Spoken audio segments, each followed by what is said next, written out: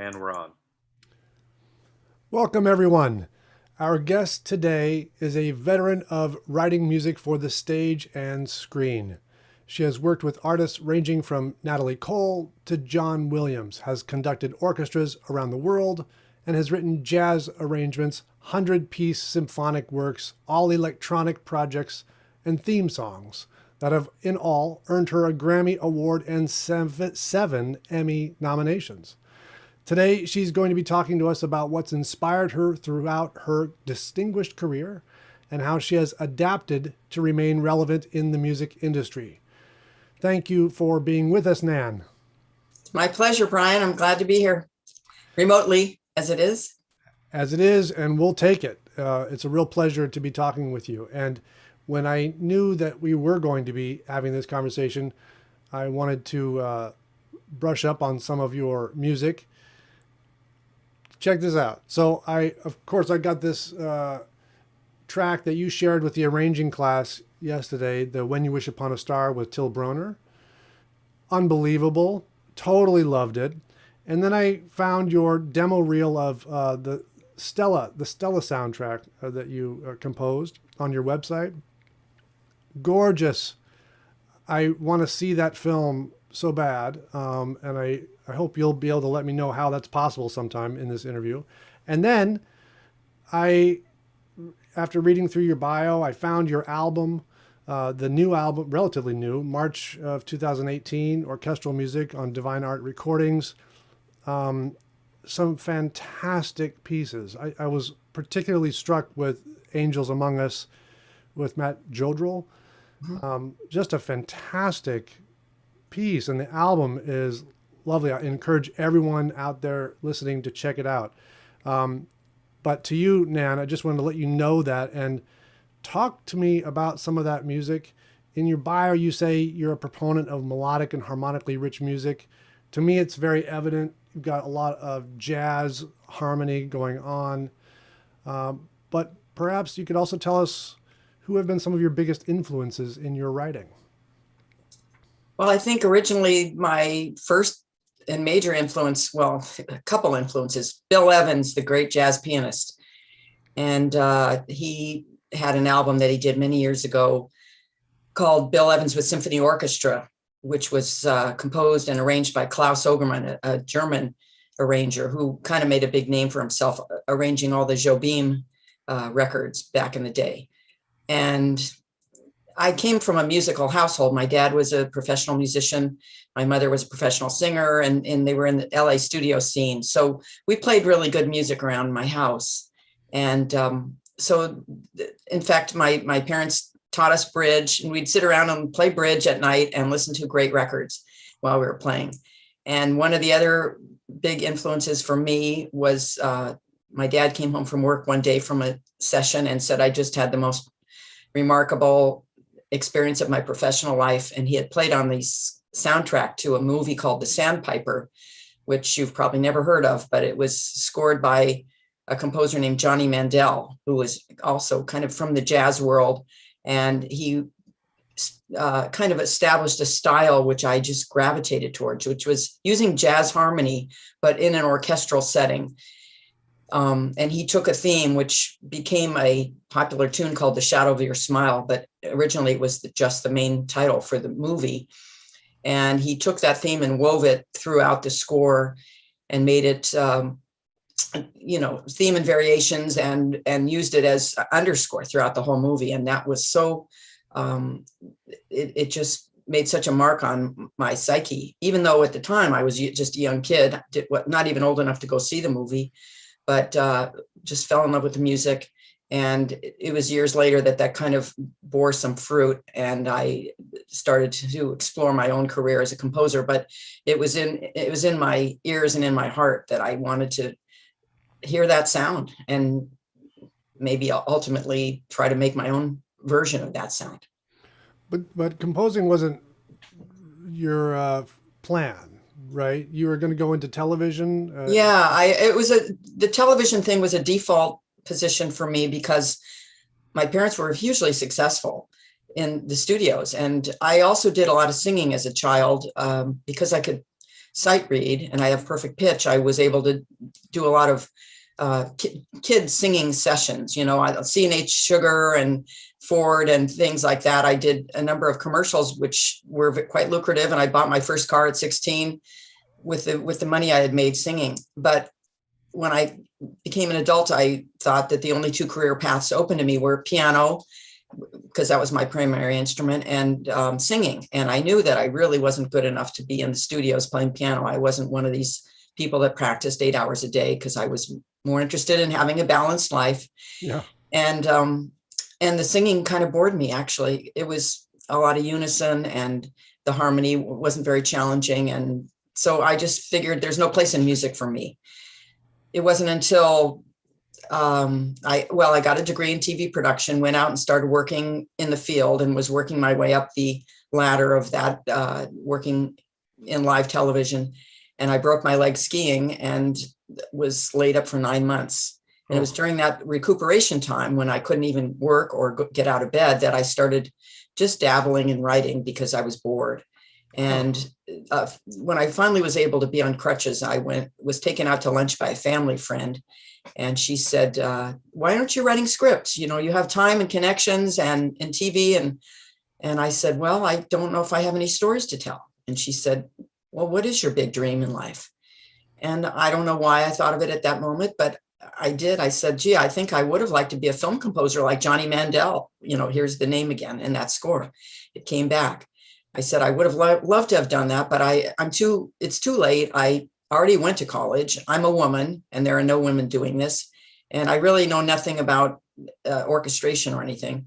And she pumped me up and encouraged me and said, why don't you become the first woman? Why don't you go study privately? So I called around town to some of the people I knew in the music business and said, who do I study with? And they all sent me to one particular teacher who was teaching at the time. And within a few months, he said, Nan, you're going to make it. You've got something. I don't know what that was based on. I guess some of the assignments I did well or something. And that was very encouraging to me. And I just decided to make that my career path. And so I kind of abandoned the TV production and started at the bottom and worked my way up. Okay, well, I want to go back to when you were 16 because I'm curious, what car did you end up buying? Oh, a Camaro. A Camaro. That's great. Yeah. So I've been teaching a class for many years called Film, Music, and Glass Ceilings, where we talk about female film composers and people of color who are composing for film. And one of the things that we talk about quite a lot is that composing for film, aside from DPs, cinematographers, which have the least amount of women in the industry, film composers is the next one, right? There's so few female film composers, and certainly even just a few decades ago, it was very difficult to see anyone, to hear anyone's work in that realm. You mentioned when you were thinking about the idea of writing for film or composing for film, there weren't any women. What was that effect? How can you describe the effect of that on you? The effect was that it never occurred to me that it was a career choice. I don't know why, but it just didn't seem to be an option. So I didn't really consider it. But that particular day, because of this particular woman, she said, why don't you become the first? And I thought, well, why not? Somebody should, why not me? And I kind of took up the challenge and decided to, it wasn't like I felt like I had to break down doors or, break through the glass ceiling or anything. I just wanted to make a name for myself and figured I'm not going to let being a woman stop me. And frankly, Brian, I didn't really fault the people at the time for being, I don't know if they were resistant. People ask me all the time, was it harder as a woman? I have no idea because I didn't come through this process as a man. So I don't know if it's because it's just competitive and hard to get started or it's because I was a woman.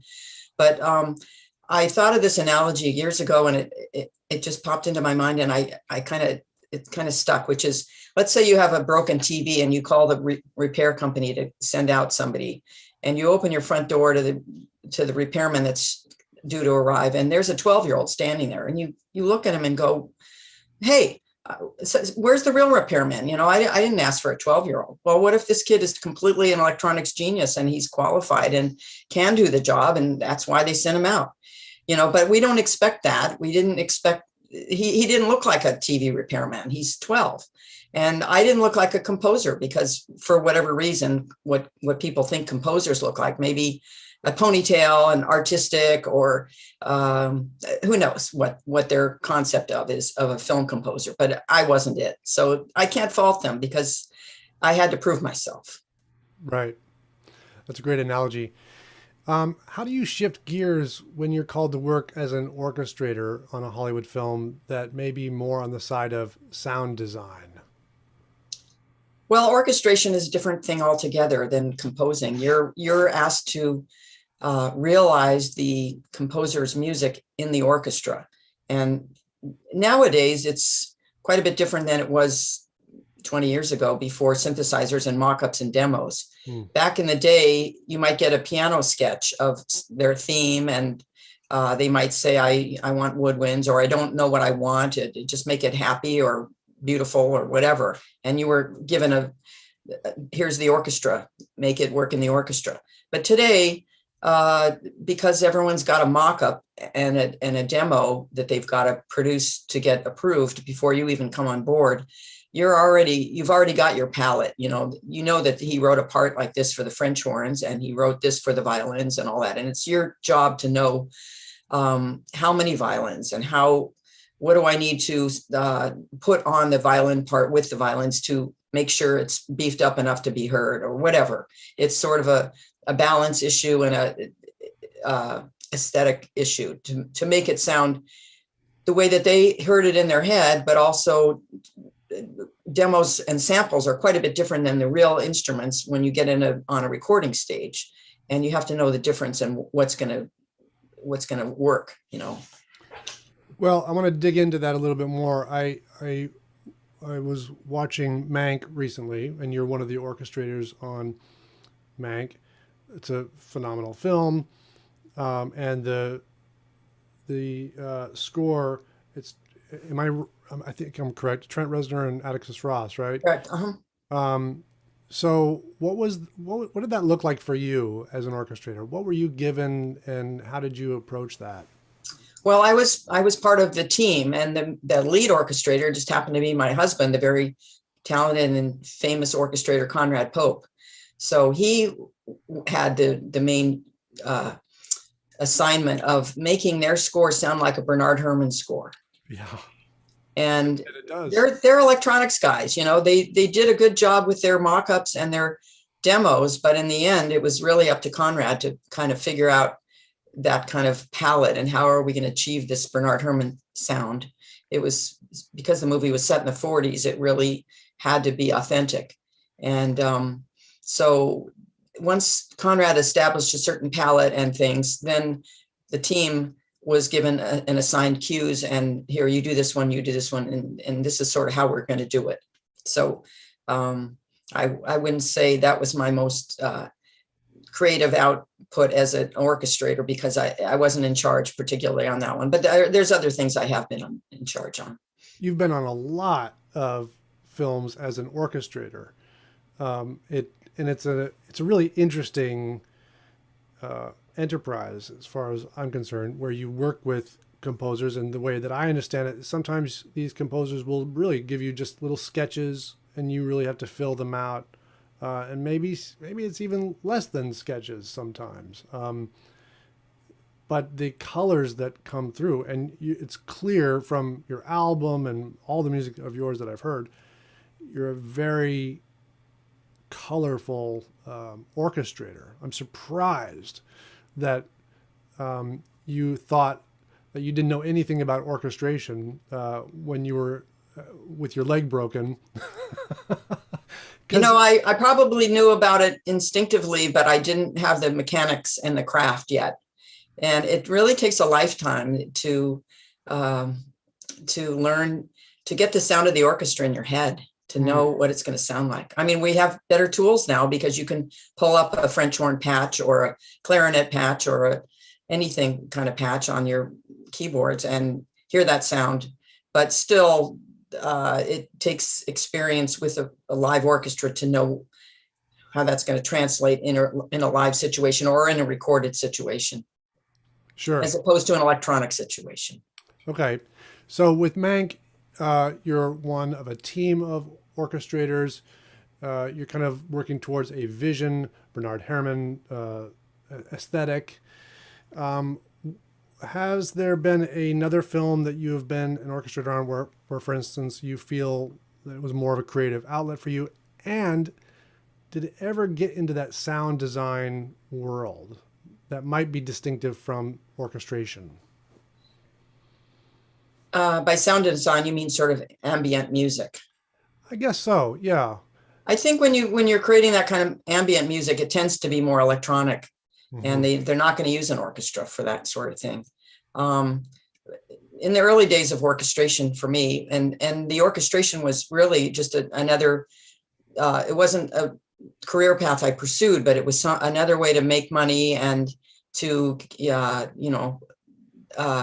keep my career going at times when other genres and things weren't as needed. And so I've kind of come in and out of orchestration in my, as a career path.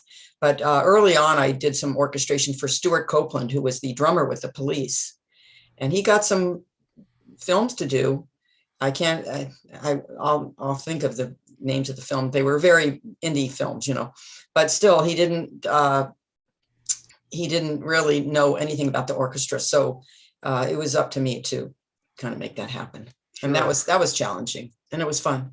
And I learned finale on that job too. I hadn't ever worked on finale, and I was being sort of tutored by somebody, and he said, well, this is a good score to practice on because the orchestra's kind of small and you can do this. And so it was trial by fire. Same with Mank.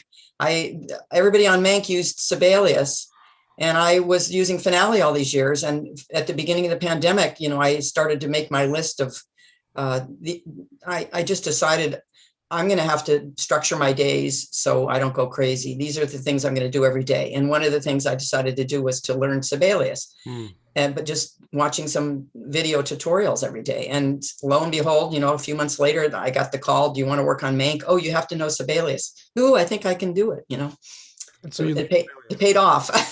Yeah. I admire anyone that says early on in the pandemic, I had to figure out how to structure my days, because I only recently figured out that that's what I needed. So it's only been about a month for me that my days. It's almost over, Brian. Forget it. I don't know. It doesn't feel over. I hope it is. Can you tell me about Stella and that project? Yeah, that was the reuniting with a long time, a director, producer woman that I had worked for back earlier on in my career. I had done a number of TV movies with her, and she remembered me, and I hadn't been in touch, but she found me through social media or something and said, I'm doing this indie film, and do you want to do it? And yeah, of course I want to do it. And she had a certain sound in mind. I should have conjured up the name right now, but she had a certain pianist in mind that she liked the sound that he got on the piano. And he took Chopin pieces and he sort of improvised and used a dampened piano. And so she was hell-bent on getting that sound. And I had to find a studio in LA that had a piano that could replicate that sound. That was a big challenge. I mean, and of course, everyone said to me, oh, you can get that sound with this damped sample on, a keyboard. But I had a certain pianist in mind, and he is a classical pianist, and I wanted him to play the part, and I didn't want to put him on a synthesizer. I just knew that he would do his best work. It was a very emotional score. I knew he'd do his best work on a piano, so I had to find the right piano. So we finally found one down in El Segundo, California, which is down by the LA airport. But anyway, we recorded it down there. And the other thing is I didn't want to do anything to click track. because I wanted to really play with the tempos and conduct it. And, I was dealing with a whole young generation of engineers and people and music editors. And they said, well, what's that? What's a streamer? What's a punch? They didn't understand. And I had to kind of educate them. And I'm not sure that I sold them on the idea ultimately, but I did it the way I wanted to do it. And I was happy with the result, because I got the kind of ebb and flow that you can get when you're conducting. And it was a small group of people that I was conducting, and they responded. So it was a lot of fun. That's really interesting to me, and I want to get into that. When I saw that little reel that you had, it's a gorgeous looking film. It's independent, so I understand that independent films are sometimes tricky to release. It can take a while. So this was done maybe a few years ago. Is that right? Yes. Mm-hmm. But the gorgeous cinematography coupled with your score, I was totally in love with it. I wanted to just put it on repeat for a while. I really want to see this thing. I am so grateful that you just talked a little bit about the click issue. And you, as a conductor, you've conducted many scores and many orchestras. And there is this convention, just in case anyone doesn't know, that for many current films, just to get through the production in a very quick, efficient way, there's a click, and you kind of go in as a conductor and you just kind of lay it down with the click, and the orchestra plays, and then you can edit easily. But what you're talking about without a click is a much more organic process, right? And So you're saying that's what you wanted to do, and you did it on your own terms in that way. Yes. I think that's amazing, and I haven't really heard of anyone doing that so much lately. But maybe I'm wrong. Do people do that these days? I don't know, but I do know that film music today is. Unfortunately, I don't think they're encouraging people to write evocative, emotional scores. They want them to be sort of a neutral and no melody, and just don't lead the audience on, and that sort of sensibility. And that doesn't lend itself to this sort of scoring. It's a lot of times people will just lay down some sort of ostinato pulsing thing. And of course that needs a click because it needs to be regimented. And, the music then gets layered on top of that. And that's how you end up with those kind of scores. Okay, now I'm going to go way off the track with the questions because I got to ask more about this.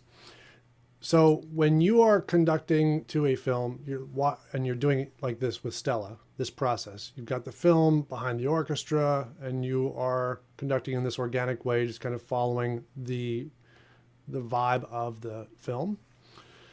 I'm wondering if it feels similar to you as an arranger arranging for a soloist, which you do exceedingly well.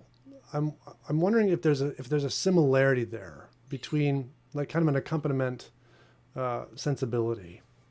Yeah, the music breathes. It's absolutely. And if you were doing a record, you wouldn't say, "Oh, we got to get this we got to get this to come in at 2:38 exactly on the nose." You would never do that. With film, of course, you do have to end on time, and you do have to conform to the film, so you can't go completely nuts. But there's a famous story and known in the industry, and this is I think they would only do this for John Williams, and that is that when John Williams was conducting the score to E.T., he did a take that was just magical and fantastic, but it was a little bit delayed. He let something breathe, and he was a little bit late on something. And Steven Spielberg said, "That's so great." And John said, "Well, yeah, but I'm a little over. I didn't end on time." And Steven said, "Don't worry, I'll re-edit the film." And he did. That's lovely. Yeah. Yeah. I mean, how often would that happen? I don't know. But that was the beauty of that collaboration is that Steven Spielberg recognized that the take was the one. It was the most beautiful and the most evocative. And he didn't want to lose that. Right. So we added a few frames. I love it. So you've recently been writing some musicals, Yes. and that they have garnered an international audience. How have you approached writing for the stage differently, if differently than you had for the screen? Well, I have to qualify and say that both of the musicals I'm working on are just in development right now. They're not out there yet, but we're trying. I never thought of myself as a musical theater composer. In fact, I got a phone call a couple of years ago from a woman in Paris. I had been recommended by one of my students at the Hollywood Music Workshop, which is where I teach every year in Vienna. And he apparently had told her about me. So she called me and she said, I've got this musical. It's about Paris in the 1850s. It's about the birth of the can-can. And I need a composer. And I said, whoa, that sounds great. But look, if you're looking for Alan Menken or Andrew Lloyd Webber, I don't do that. Or that's not who I am, really. And the town is full of people that can do that. And I'm happy to find somebody for you. And she said, well, I've been to your website and I really am looking for something different. So, I want you. I heard your music on your website and I want you. And I said, well, let's just audition each other. Give me a scene, give me a lyrics or something, and I'll do something for you. And if you like it, then we'll go from there. And if you don't, then no harm, no foul. So I wrote the first song, which is called Boulevard of Dreams, which is the opening number. And she was completely knocked out and said, let's go on.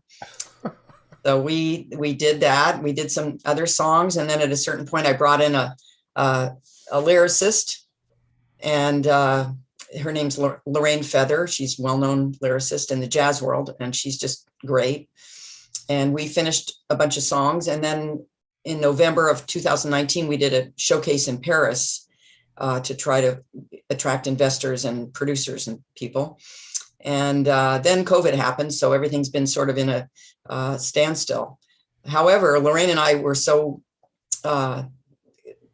happy working together and enjoyed our collaboration so much that she said, let's find another project and work on something else. So I had found this book that I had sent her just because I thought she'd like the book. It's called The Grammarians, and it's about identical twins that are into grammar. They're like grammar nerds, word nerds. There's a whole subset of people that are into this, which I've come to find out, but I didn't know at the time. Wow. And Lorraine loved the book, and she said, oh, there's a musical here. And I said, really? Like how? And she said, just trust me, let's just write the first song. And I think she came up with a lyric and I wrote a song, and we've got now 3 songs, and they're really like, they're more than songs. There's dialogue, it's recitative, it's just very complex. So each song is over 11 minutes. And then we've written some narration to lead into each song. And so very shortly, we're going to have this presentation and be able to, and the good news about this musical is that it's oral. It doesn't have to be staged like the other one, which is about the can-can, and it's a, dance-oriented musical. So this one can be a radio play. It could be a podcast. It's got those potentials. So I'm kind of excited about the possibility of getting some interest in that. And that's forthcoming, hopefully within the month. So at this stage, when you're trying to get interest for those 2 musicals, is your part done? Well, my part is done as far as composing for the moment. I think we both figure we won't invest any more time and energy into writing more songs until we get some interest in what we've done so far. And so then we both feel like we've got to get out there and kind of make it happen. We don't have a producer involved. We do have the author of the book, and we've got her blessing, and she's pretty connected because she comes from the New York literary scene, and there's a lot of people that are, word nerds in that environment. And Lorraine herself, being a word nerd, she's got all these followers on social media that she actually wrote cameos for them in one of the songs. And we're hoping that they'll get on board with it. And between all of our connections, we're hoping that, we can get some interest. I'm ignorant of this process, but I'm curious. Musicals are so different than film. as you mentioned, you're at the stage where you're trying to get support, funders, etc. When you do these showcases, like with the musical about the Can, are we talking like you put on a production of half of what it could be? Yeah, we haven't finished the show. It was several of the songs, and the show creator was the mastermind behind this showcase. I just showed up and sat in the audience and took my bows. Actually, I did go 6 months earlier and audition singers. That was a very interesting experience because, I had done all these demos here in LA and I had put, LA singers on them to sing the melodies, but then we didn't want to do it that way. We didn't want to just play it that way. We wanted to have these people sing live over the tracks. So we auditioned actress / singers, actors, singers. And it's interesting the contrast, because first of all, along the way, my music's a little complicated. Some of my melodies are a little complicated. And along the way, when some well-meaning friends of mine said, well, wow, these songs are great, but who's going to sing that? Who could sing that? It's just too hard to sing. I said, I don't know if they're singing Sondheim, if they're singing Leonard Bernstein, I think they can sing my stuff. Let's just see, the talent out there is great. So, and of course, all these LA studio singers did it fine. And he said, yeah, but people in musical theater, they're not, well, when they came into audition, one after another just nailed it. They obviously had done their homework. They learned the songs and they brought a whole new thing to it that a whole new component, which was they were actresses or actors. So they were not only just singing the notes, but they were acting the part. And it was like another dimension. It was really magical. Huh. So are you enjoying this shift? Very much. Yeah. I'm enjoying it so much because so far I don't have to answer to anybody. Maybe somewhere down the line I will, and they're going to go like, wow, we don't like that. Or can you change that? But so far now, no one's saying that. So I really, you want to know how this is different than running for film. The medium's different, but in the end, get to be Nan, What a gift. Until the producer shows up. But I have a feeling that, I think there's different roles in each of these mediums. I think that from what I've heard, like, let's say a Broadway play, a strict drama, the author is king, right? Yeah. If they want to change one the or and, they have to go get permission. So I think they pay a lot more respect to the composers and to the lyricists and to the book writers. Whereas in Hollywood, it's like, thank you very much for your manuscript and your score. We'll see you around. Here's your money. Don't, go away. Right. I want to take a moment to invite the audience to feel free to put any questions in the YouTube chat that you like, and we'll do our best to answer them near the end of this interview. Nan, what you just said reminds me too of the difference between Hollywood and Bollywood, where the music and the composer and the director work more hand in hand from the outset. It's arguably a musical by the way that we might conceive of it here. But you're right, that dynamic, and of course composers get a month. Less than that. Less than that to get it all done, and everyone's calling the composer, trying to make it happen yesterday. Not only that, but by the way, we just recut the film because we can. We can. Right. So I'm sure there are a lot of go ahead. No, I was just going to say, you don't think of the ramifications of that, but every time you shorten a piece of film and you've already written the score, then the music has to be truncated to fit that new length of the film. And that's why everyone writes in D minor now for 30 minutes at a time, because it makes it easier for the music editor to cut stuff out. They just come back, you're still in D minor. It all works. That's interesting. I'm sure there are a lot of aspiring composers, producers, and players out there who have similar aspirations to what you had when you got started. Can you tell me about what kinds of role models you had growing up, and then as you were pursuing a career in the music business? Role You've talked a bit about this already, but I'm curious more once you got into it, if there are more role models that kind of came and supported you. I'm not sure I had role models. I did have people that I worked for as a ghostwriter. So my job was to try to sound like them. Uh-huh. And one person in particular, I won't mention his name, but he was quite busy in TV, had a number of shows, and I was part of his team. And we just came to, we just butt heads quite a bit because he couldn't stand my harmony, and everything for him was rock and roll and triads. And fortunately, as I was ready to kind of throw in the towel and quit, I got a call from another composer who said, "Hey, I've been hearing what you're doing, and can you come over on my team?" Yes, I'll be right there. And I went over and worked for him, and that was a nice collaboration for a number of shows and things. For those who don't understand what ghostwriting is, can you give us a primer? Well, ghostwriting has always been around. Sometimes it's a matter of just a guy doesn't know what he's doing, and he's a hummer, and so he needs somebody to transcribe what he's done and put it down on paper. But when I was doing ghostwriting, it was a situation where one composer got really hot in Hollywood. He was working for one major producer who had several shows on the air. So that producer then wanted him to score all these shows. So he said, "Okay, yeah, of course I can do that." He doesn't want to lose the contact. So he says yes to everything, and then he gets help because he can't do it all. So he gets other people to come in and kind of adapt his style to each particular scene. He writes the theme and he says, use this theme in the cues.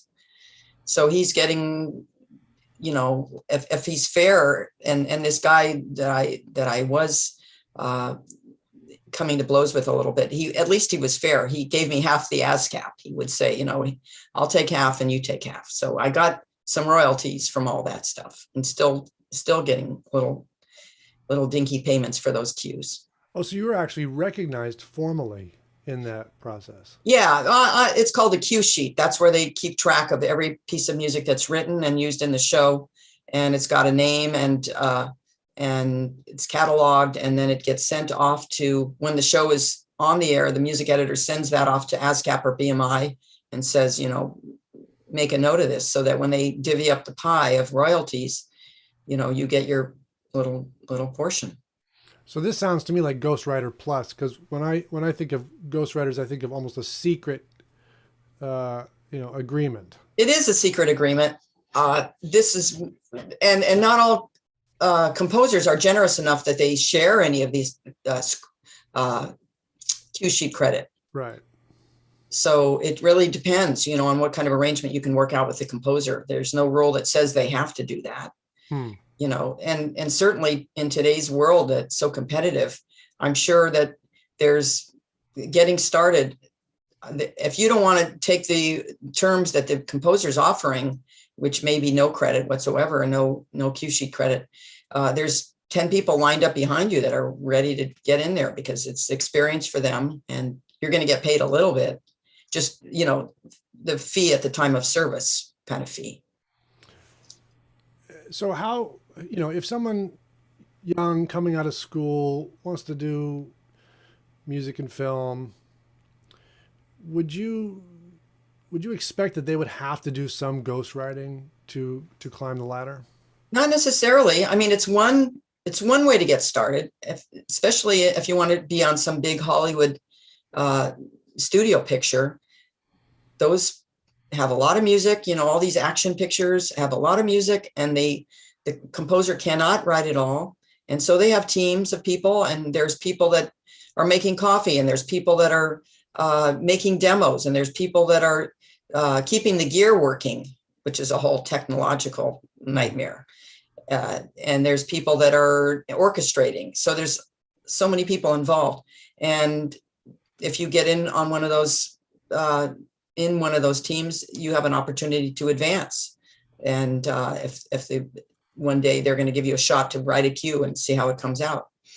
But another avenue and route, and which is what I recommended to the students the other day when I was asked this question, is to try to make a lot of connections with directors, young directors, such as if the University of Oregon has a film department, there's probably budding young film directors there. And eventually they're going to, if they're good, they're going to want to get to Hollywood or they don't have to go to Hollywood, but let's say they make an independent film and you've done their student film and they were happy with your student film and you worked well together and you weren't a pain in the neck to them and you were collaborative and etc.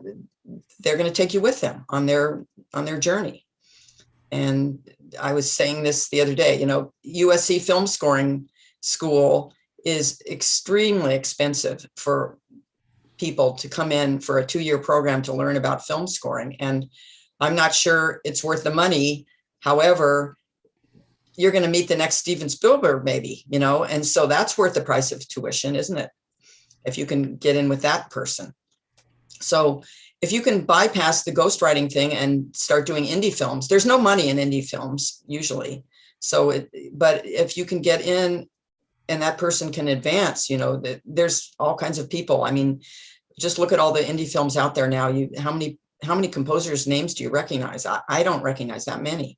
Right. And then there's like a big disparity. There's the A-list people, the James Newton Howards and the Tom Newmans and the Junkie XLs and Hans Zimmer working at the very, very top. And then there's all these other people that you've never heard of that are doing these other films.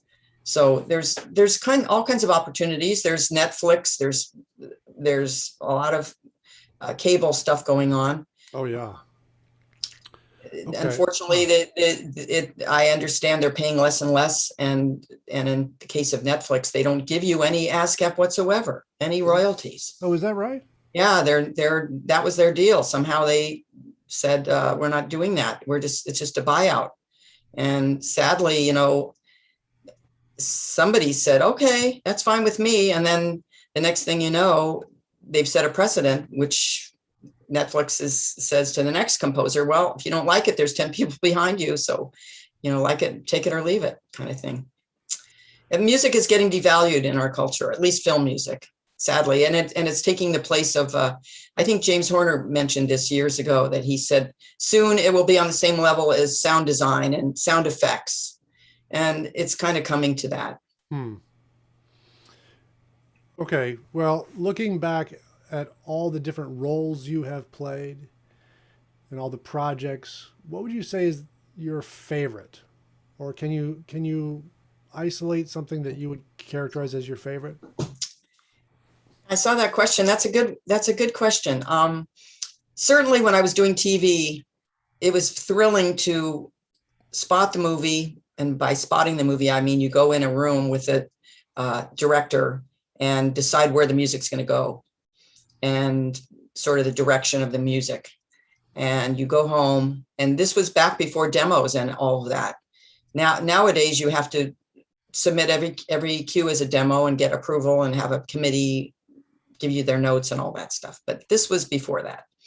So I would get an assignment and I'd go home and I'd kind of hibernate for 5 days and go to the market and stock up and not come out of my apartment for 5 days. And then I come out and by now I was driving a Porsche, come out, uncover my Porsche, drive to the studio and give a downbeat. And wow, it sounds just like I thought it would. And there's the musicians and they're just great people and they like playing my music and I like conducting them. And we had a lot of fun. So those were really great days for me because it was almost spontaneous. Of course, I wrote all the music, but it was spontaneous in that I didn't know the reaction and I didn't have to go through that whole process that everyone does nowadays. So that certainly is a highlight of things I've done. So it sounds like you even liked the hibernation, the 5 days, because that's a significant part of the process, right? Yeah, it was. I didn't think twice about it. It was just sort of like, I got to get this done and I don't want to be distracted. So yeah, I was single at the time and I see you around. I'll let you know when I'm done and we'll get together then. Okay. I hear that. Now, here's a little bit of a curveball. If you were to think from now on, what would be like the call you would get that would be the dream call for you where you're at in your life right now? Like what kind of project would just really resonate with you? Well, I'll tell you, I always wanted to write the Sandpiper because that was the score that kind of started it all for me. And I won't say that I've given up that dream, but it's sad to say that those kind of scores where there's a theme and it's woven through the score, I don't hear that anymore. If that came back and someone called me and said, Nan, we know what you do and we'd like you to do that sort of thing for our movie, I'd be thrilled. I'm not holding my breath. So meanwhile, you talk about all the other career detours I've made. It's like with film music, I don't want to just be standing in line at the deli waiting for my number to be called. I'll just hold my place, and then I'm going to go over here and do that because that engages me. And now I've gone off and done my album, and I've done the musical theater thing, and then I got corralled into performing at a jazz club in LA. There's a place called Vibrato. It's owned by Herb Alpert, and it's a beautiful supper club. And the guy that booked the room said, Nan, we want to book you for the room. And I said, me? Oh, I don't have an act. I just do what I do. And he says, yeah, I know what you do. And I think the audience would like it. And I thought, oh God, I don't know if they would or not, but I got some celebrity, performers like Arturo Sandoval. The first time I did my show, he came in, and I've written a lot of stuff for Till Brunner. So he came in and played those trumpet parts, and got some famous singers and other performers.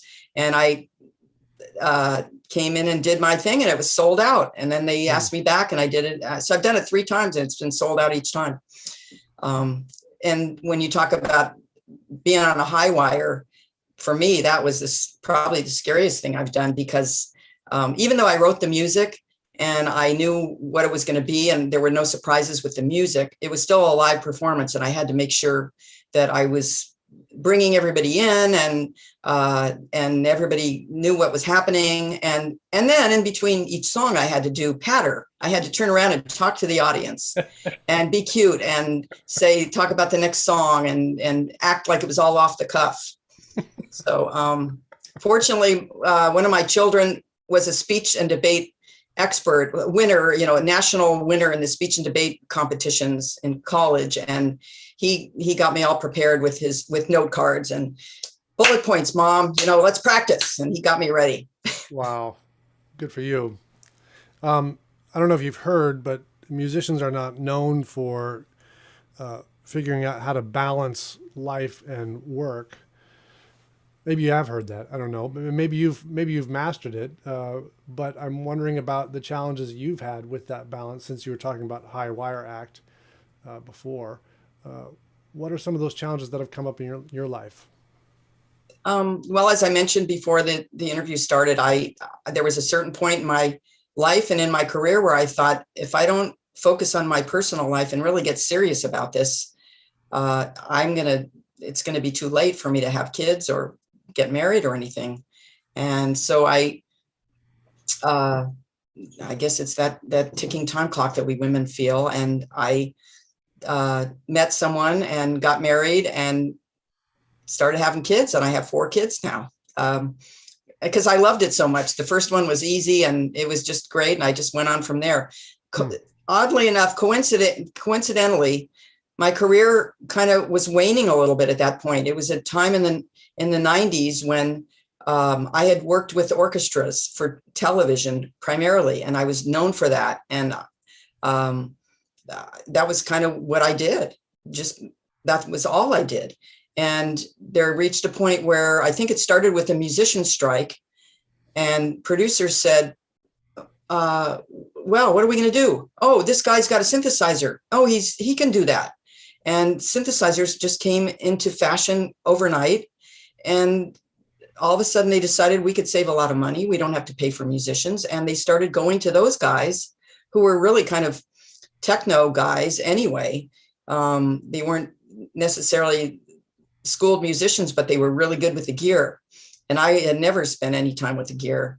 So my income stream kind of dried up, and I was, it just kind of coincided with me having kids, and I wasn't out there like hustling to try to get work or try to transition into that. And I was kind of fine with it. I was just thinking, I want to be with my kids. I want to be here when they're young and all that. And as I emerged from my motherhood haze, somehow the universe, and I've been so blessed. I just feel like I've always been at the right place at the right time. Somebody's looking after me. I started getting calls to be an arranger again, which is something I had started out as early in my career. And John Williams was one of the first. I don't know why he called me, but I guess someone told him about me, and I started writing for the Boston Pops, and that stuff got on a record, and then one thing led to another. And the Till Broner thing was almost as, it was equally as preposterous as the phone call out of the blue from Paris about the musical. I got a phone call from Till Broner, German trumpet player. I'm sure a lot of you listeners don't know who he is, but he's an incredible jazz trumpet player, well-known in Europe, not so well-known here. And he was in town for the Grammy Awards, and he said, "Hey, Nan, I heard this track you did for this singer, Mark Murphy, and I've got this record with Mark, and I was wondering," I said, what track? And he said, "Well, this track." I said, "That record's never been released." And he said, "Yeah, but I heard it. I play it on my radio show every week. I have a jazz radio show, and I've been playing this record, and I'm just in love with it. And I would like to, okay, I don't even know who this guy is, right? I was working on something." And I said, "Well, just send over the tracks and I'll take a listen." I didn't know what it was. And oftentimes when you say that, people, they may send it to you 2 weeks later. They may forget to send it. Who knows? But an hour later, the doorbell rings, and it's a messenger with a CD. Here's your tracks. And I put the thing on, and it was just blew me away. It was Mark Murphy, who was a great jazz singer. Mark Murphy and a piano player, and Till playing some jazz fills behind. That was all that was. And he said, we want you to do the orchestration behind it." Okay, well, yeah, I'd like to be a part of this. He said, "Well, meet me for a drink tonight. I'm meeting some friends over the hill." Okay, so I go over there, and after a glass or two of wine, I'm emboldened, and I said to him, I'm going to do this project. Who's going to conduct? Are you going to bring me to Berlin to conduct?" And he said, "Let me get back to you." And like 2 days later, I had a plane ticket to Berlin. And I'd never been to Berlin. I mean, it was on the far side of the world, East Europe. And I flew over to Berlin and stood in front of a symphony orchestra, and it was like a dream come true. And that began a long collaboration with Till. It was just a miracle. What can I say? I'm blessed. You certainly are. What advice would you have for young musicians who are trying to figure out their work-life balance? Always answer the phone. No, I would say that it's probably a little bit different for women than it is for men, as far as the work-life balance. Somehow, men are able to juggle a little bit better because they usually have wives that handle these things. I'm not trying to espouse my values here. It's really a matter of your values and what you want out of your life. And some people are totally career driven and would say, "Nan, you could have gotten a lot further if you didn't have kids and you didn't have a husband and you just drove yourself and were more persistent." And that could be true, But my personal value system, I wanted to have a balanced life. I always have wanted that. And so you have to compartmentalize a little bit and make time for that kind of stuff if you want that to happen. I think that's great. Let's talk about COVID. I think everyone's been struggling, of course. What have you done to stay inspired, or have you stayed inspired during COVID? I have been very inspired. I wrote a song right off the bat called "I Tested Positive for the Blues." That's great. And I did that because a friend of mine, a musician named Bob Shepard, who's a great tenor sax player, among other things, he was I was on the phone with him, and he was really struggling because he's used to traveling, and he's an international performer, and he was just stuck at home and not working and not getting called. And he was so despondent. And I said, hey, look, we have a great house. We have great acoustics in my living room. In fact, when I did the vibrato concerts, I would have rehearsals in my living room with a 17-piece orchestra, because really high ceilings and it sounds great. And I said, why don't you and your wife, who's a singer, why don't you guys come over and do a live concert from our house? So what? Okay. And I talked him into it, and they did a concert in August of 2020. But in honor of that, I wrote that little ditty for his wife to sing. And then after I finished that, there's a big band that plays my charts.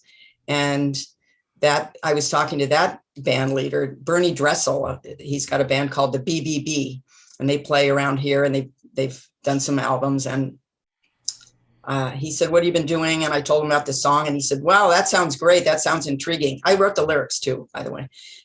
He said, but we don't use a jazz vocalist.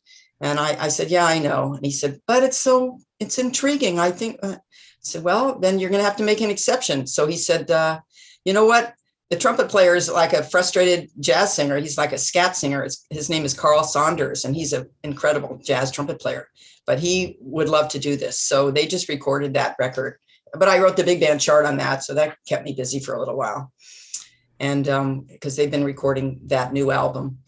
The things that I decided that I was going to do every day were practice the piano, because I'd gotten away from that. So I've been spending like an hour and a half every day playing literature, and then also improvising, because it's something I had let go and neglected because I didn't have time.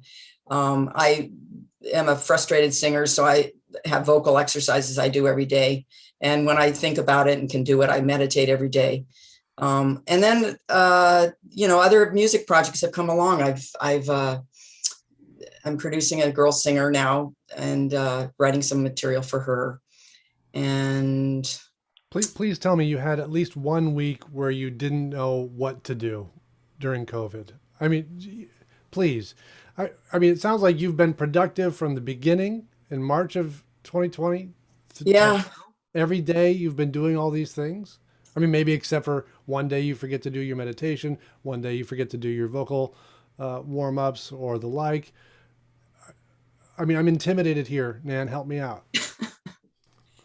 Well, it's just for my own sanity, because I have this, if I can check off a box, I feel good about myself. So, and I bet you have young kids, right? Yes. See, so I totally get that. If I had young kids running around, my kids are grown now, but if I had young kids running around, that was a total distraction for me. I just have to tell you. My heart was pulled, and I was pulled in so many different directions when I was a young mother, that, should I go do this? Should I call this person? Oh, someone got a boo-boo. I got to go take care of that. Or, oh, my kids are bored. We got to go to the park, and that comes first. What are you going to say? Those years are short, and you got to take advantage of them. So just give yourself a break and, do that now. That's what you should be doing. Your kids will be happy that you've done it. So just do the best you can, because sooner than you know. Well, my comment, this is never going to happen to you because you're the dad. But for me, the mother, my comment about why did you have 4 children was because at any given time, one of them would like me. Mathematically, I've got the odds are on my side. Right. So, because as they get older, they start, they go their own way and they don't like you as much. So it's not as fun. So enjoy the years when they're just like put you on a pedestal and worship you. It's really magical. Well, that has now seemed to have come to an end. Maybe last year they were all worshiping me. Now it's clearly like, Dad. That's the phase that I'm in. But I do appreciate your advice. I didn't expect this to turn into a therapy session for me, but I welcome it and I appreciate it. Enjoy every phase. As the biblical expression is, to everything there's a season. Turn. Right. I don't know. Is that just the song that said turn, turn, turn, or is it in the Bible? Turn, I turn, don't think turn. it's in the Bible, but it Okay. could be. But to everything, there is a season. And Right. that's one of my the mantras. And the other one, by the way, is from John Lennon. Um, Life is something that happens to you while you're busy making other plans. Yeah. And coming back to what you said about advising young people getting started, you're not going to be able to predict what your career path is. There's no way. It's just, you just have to show up and throw a bunch of stuff at the wall like you do spaghetti and hope something sticks and put it all out there. And in my case, one of the reasons why I've gotten involved in all these different kinds of music is because I didn't want to get typecast. Oh, they think they know me. They think I'm a jazz composer. Okay, I'll show them. Oh, they think I'm a TV composer. Okay, well, I'm going to write a song. Oh, they think I'm I'm going to do classical music. So I kept wanting to keep people second guessing about who I am. Oh, so you're a contrarian. Yeah, you could say that. Okay, because my next question was really going to be about, reinventing oneself to be adaptive to a career. But the sense I'm getting from you is that as soon as someone typecast you, you went the other direction. Well, it's not as soon as, but it was sort of like the handwriting's on the wall. Hey, here's something that I did, Brian, when I was a young mother. Oh, I didn't have time the TV composing was waning and I wasn't out there networking like I should have been. But I started writing songs because I could, I can just do that. And I don't need an orchestra and I could just do my little demo at the piano. And interesting story how I played my music for some people and they said, well, this doesn't sound very commercial. It doesn't sound like what you'd hear on the radio. But I had a housekeeper that was from El Salvador and she happened to be standing in the doorway when I was playing something for somebody and she completely responded to the music. And it was the light bulb went on above my head, which said, oh, the Latin culture doesn't apologize for their emotionalism and their romanticism. And that's kind of who I am. So maybe I should sort of gear my stuff towards them. And I started writing songs for the Latin market and learned some Spanish along the way. I'm not super fluent, but I know enough. And then was out at some club seeing one of my students play, and there was a singer that was just incredible, and this was a dive bar in Oxnard, California. And I went up to the guy afterwards and I said, you're great, what are you doing? And basically he said, I'm playing at this dive bar. And I said, I've got some songs for you. And so I've been producing him over the years. And that's been very gratifying for me because he can sing anything. He's just amazing. So that's kind of adaptive, I suppose. Yeah, it seems so, or ready for anything. But I really like what you said before about just throwing some spaghetti against the wall and just seeing what sticks. That makes a lot of sense to me. What are you doing right now? And I understand maybe you're working on a project where you have an NDA that you can't talk to anybody about. Okay, fine. So what are you working on right now, or what's on the horizon for you? Well, right now I'm producing this girl singer. She's Argentinian and she's coming up with material and I'm doing demos. And as soon as we get everything together, we're going to put the schedule together as far as, we're going to record this one day with this instrumentation and this day with this instrumentation. And we'll go in and do the sessions for that. So that's coming up. Just finalizing the narration for this second musical, The Grammarians, so that we can then go out and try to promote that and see if we can find a place to have that played. My daughter, one of my daughters, see, when you have 4 kids, you got somebody and all. She was a very well, doing really well in the field of print journalism and working back east in New Jersey, Virginia, West Virginia. And she decided she felt that field was a dead end. So she got into podcasting and she's very connected. She's producing podcasts now. So I have a feeling that at some point in the very near future, I'm going to be able to talk to her and see if she can steer me in the right direction to get this musical to the right place. So that could be some sort of a radio play, maybe on NPR or something. So that's in the works. I have a symphonic piece that's being premiered in Colorado on August 1st. I wrote it. It was supposed to be played last summer. It was in honor of the 19th Amendment, the women's right to vote. And so it was called, I forgot what the title was, but anyway, when COVID happened, they had to cancel their whole summer program. And they said, don't worry, we will do it this year. So they have repurposed. I missed who it is. Who's playing? Oh, it's the Durango Symphony in Durango, Colorado. And they have a summer program called Music in the Mountains, where they have these professional musicians that come from around the country to perform in this orchestra.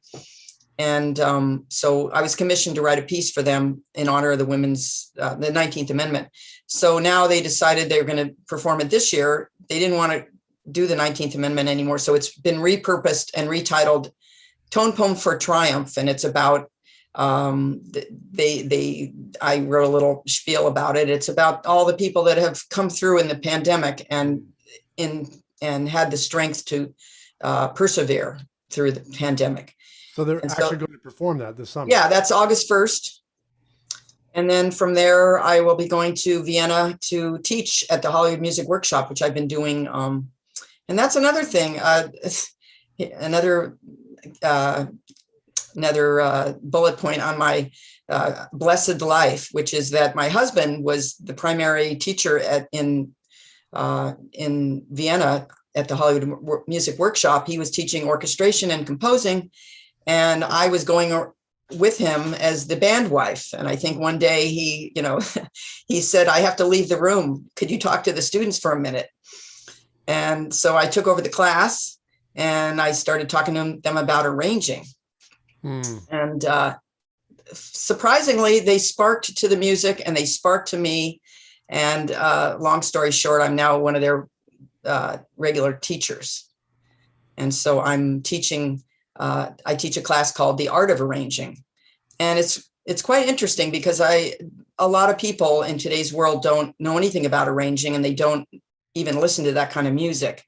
And they may not even aspire to write that kind of music, but it opens their ears to other harmonies other than D minor.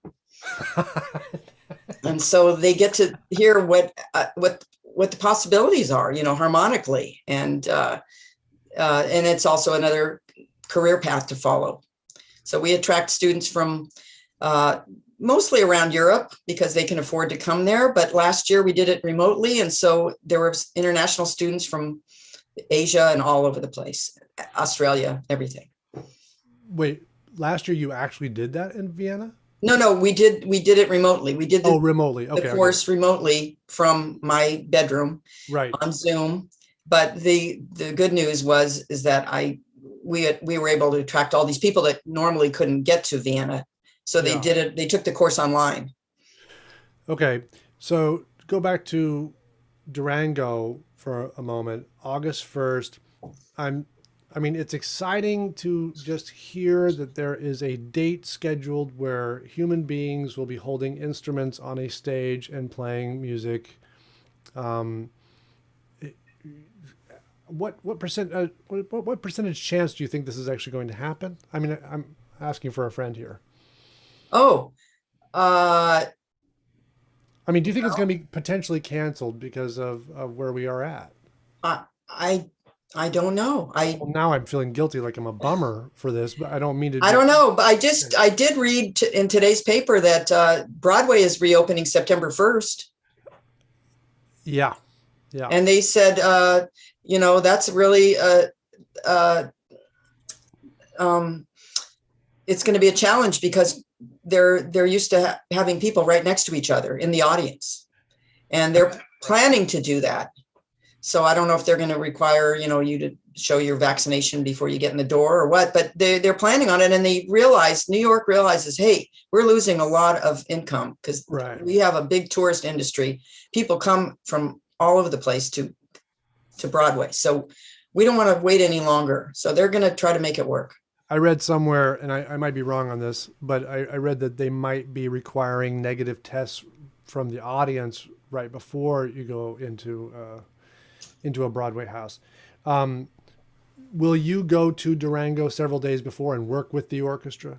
Well, I will go to Durango, not to work with the orchestra because I'm not conducting. They have a conductor. But as a composer, will you? Yes, I will go early to attend the rehearsals and see if I have any. They always ask if you, have comments and if you have any thoughts. And once again, they're very respectful Right. of the composer. I had the trumpet piece that you liked on my album was performed by the Cambridge Symphony about a year ago. And that was a really wonderful experience as well. And Matt Jodrell went out and played? No, they had somebody from the Boston Symphony that they, a ringer that they brought in, and he was incredible. His name is Joseph Foley, and he was great. And Romanza from that same album, that's going to be performed by the Long Beach Symphony this fall. How exciting for you. Yeah. Oh, that's really exciting. And I love the music. I'm reminded of something you said early on in the interview when a friend, I can't remember who it was, said, maybe you should be writing scripts while you're in, with your broken leg. And you thought, well, I don't have any stories to tell, or I'm not sure I have any stories to tell.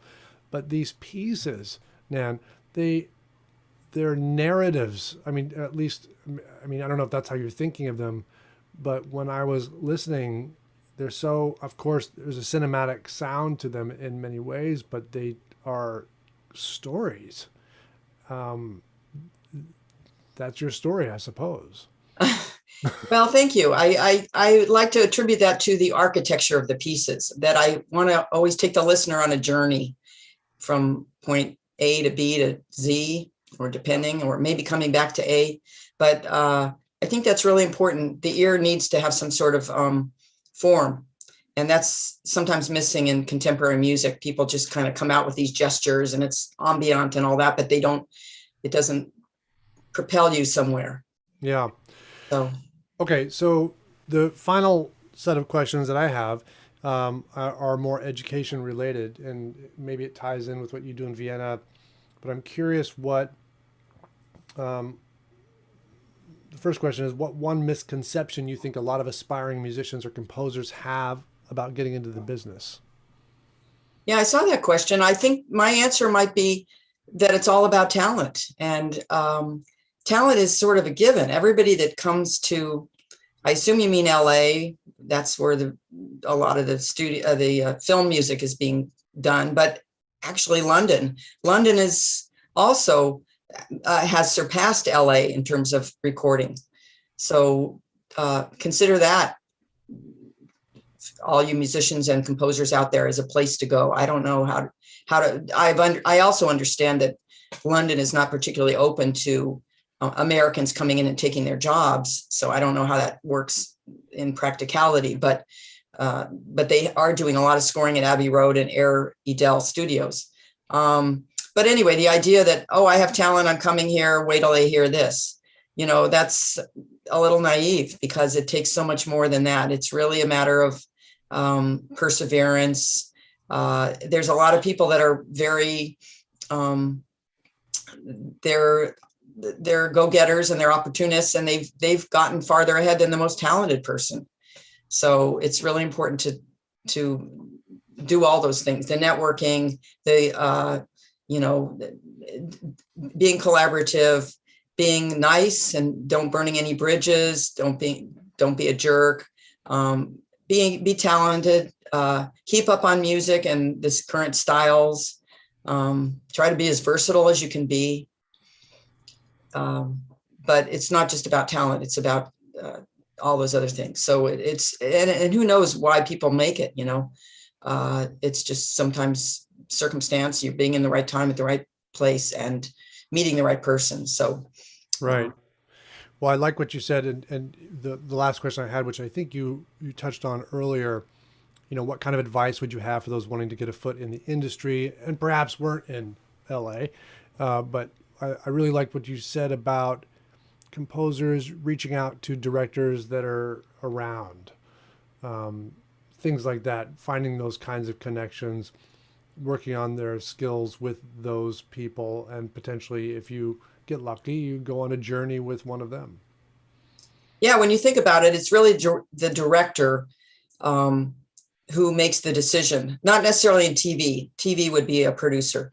But and we used to have something called a not music supervisor. It was a heads of music for the studios. They used to, weed out all these people that come through the door, the composers, and recommend composers to shows. And those people I don't think they're there anymore. But for film, it's always the director that gets to decide the composer. And if you're an unknown person, the director might have to fight for you, but still, ultimately, it's the director that brings you on board. So those are the kind of people that you need to know and meet. Great. We have a few questions from our audience. The first one is there room in the industry for young film composers who are more orchestrally old school, not ostinato, perpetually D minor composers? Boy, I sure hope so. I would like to think that the pendulum is going to swing back. I can't predict. I don't know. A lot of these students that come to study in Vienna, by the way, are, everyone's a John. If they've got any brains and any ears, they're John Williams aficionados, because he's just the master. Mm-hmm. And they want to be John Williams. And unfortunately, at the moment, they only want John Williams. They don't want a John Williams knockoff.